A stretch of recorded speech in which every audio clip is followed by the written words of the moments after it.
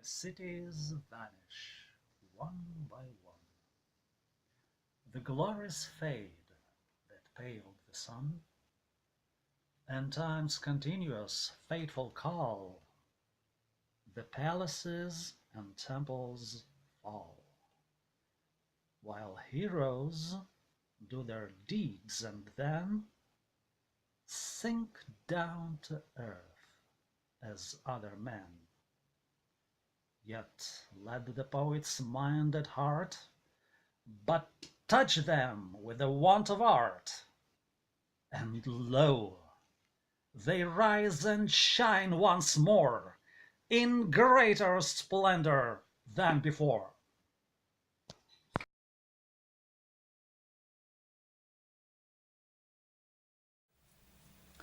Ladies and gentlemen, I was told about your complete command of the English language.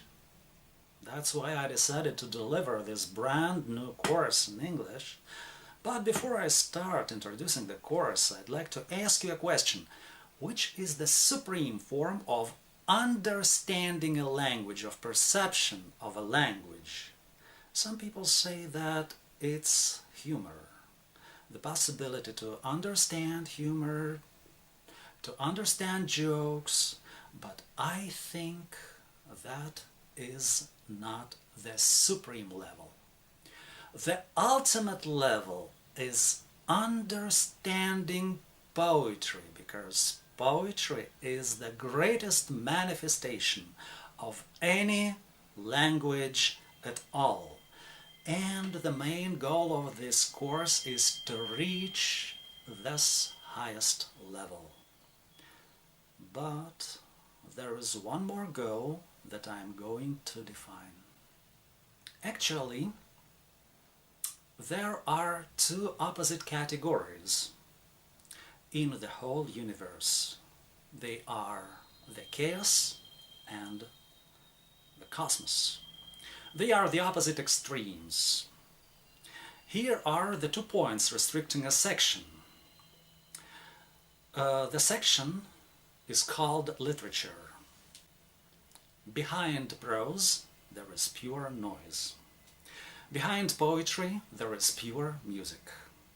The correlation of prose and poetry in every literature is what we call the text.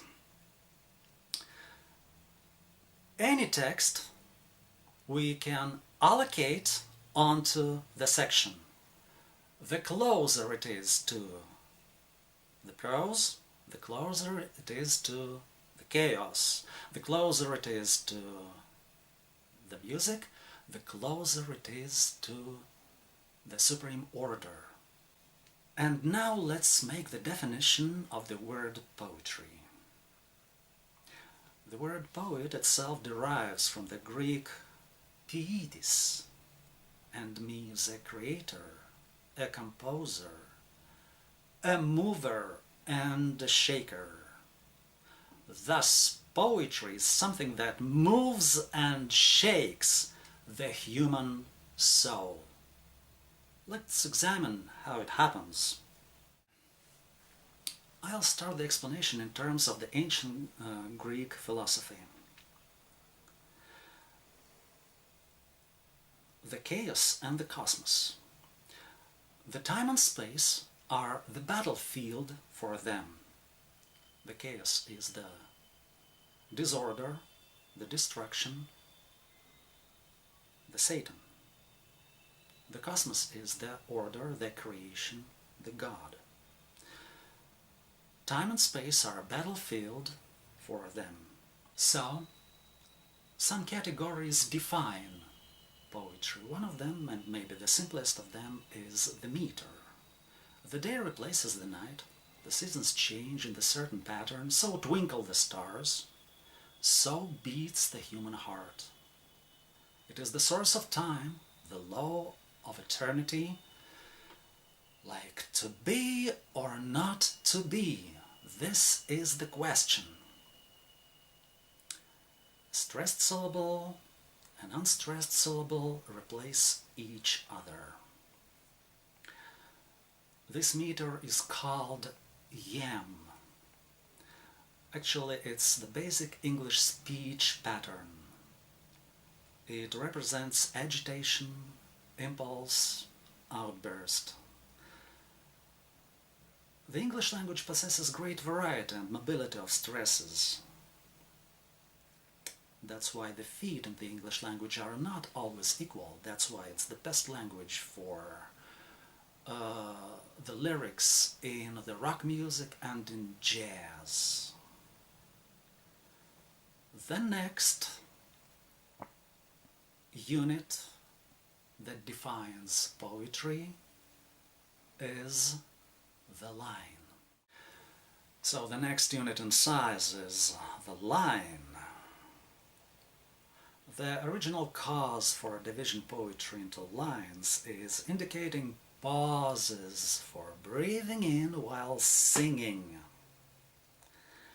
Because poetry originally has to be sung, not read from paper. And the line includes such an important mean as the rhyme. The word order in the English language is definite and strict. But if we make an inversion, where we put the most important word? Of course, in the end. That's why the usual place for the rhyme is in the end of the line, but not the sole place. Talking about the end of the line, I have to introduce one more term, clausula. If the line ends with a stressed syllable, the clausula is male. That means all the main qualities, creativeness, clarity, definitiveness, like "Thus quoth the raven, nevermore," or "Yesterday all my troubles seemed so far away," and so on and on. So the clausula can also be female, and it represents all the female qualities such as softness, such as profoundness, and so on. So, according to this chart, poetry is a kind of music. A poet is a musician. Since it is so, what is his musical instrument? It's the language. So I invite everybody to study this instrument and to learn to play it. I will also suggest some mysteries that we are going to solve together.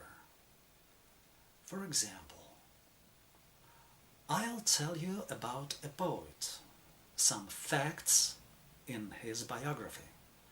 Will you tell me who the poet is? He was born under the sign of the scales.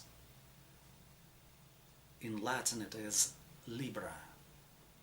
He was brought up by his relatives, but he dedicated his most lyrical verses to his mother.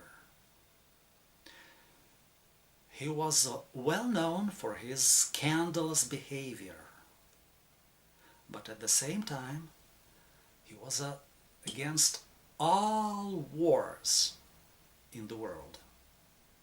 He married a foreign lady much older than he, and the marriage was kind of tragic.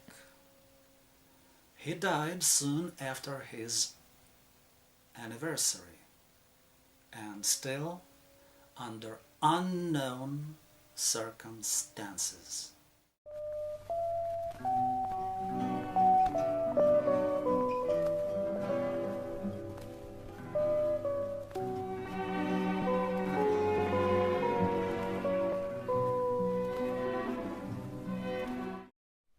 You're absolutely right.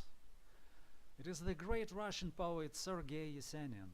But the mystery is, there is another great poet of the 20th century, with the same facts of his biography, who was also born under the sign of Libra, who was brought up by a relative, but who adored his mother, who was famous for his scandalous behavior and for his love of peace in the world, who married a foreign lady much older than him, and who died under strange circumstances soon after his anniversary. John Lennon. Half of what I say is meaningless, but I say it just to reach you, Julia.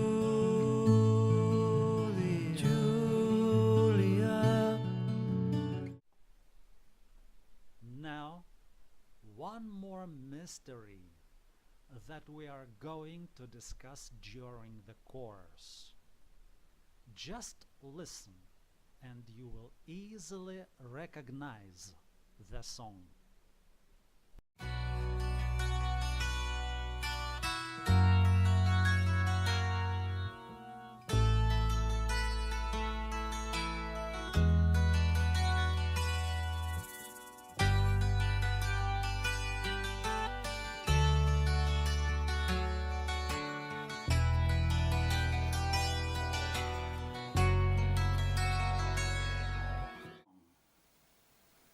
It's Hotel California by the Eagles. But do you know that one of the greatest Russian poets of the 20th century, Vladimir Vysotsky, wrote a song with practically the same plot and the same images? Judge yourselves. Just compare the images. Высоцкий. На семи лихих продувных ветрах. The Eagles.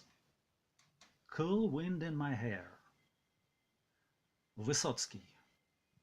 Ох, устать я устал. The Eagles.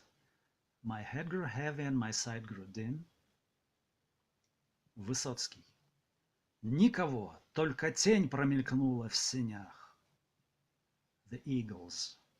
There were voices down the corridor. Высоцкий. И припадочный малый придурок и вор мне тайком из-под скатерти нож показал. The Eagles. They stabbed with their steely knives. Высоцкий. Кто хозяином здесь, напоил бы вином? The Eagles. So I call up the captain, please bring me my wine. Высоцкий. Я башку очертя шел свободный от пут. The Eagles. I was running for the door. The translation from Russian is mine. Что за дом притих, погружен во мрак, на семи лихих продувных ветрах, всеми окнами обратясь во враг, а воротами на проезжий трак. And now, to conclude the introduction, I'd like to return to the goals of this course.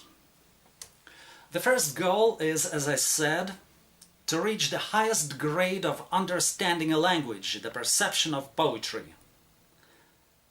Now I would like to define the second goal. You know, the pleasures of this life are very few.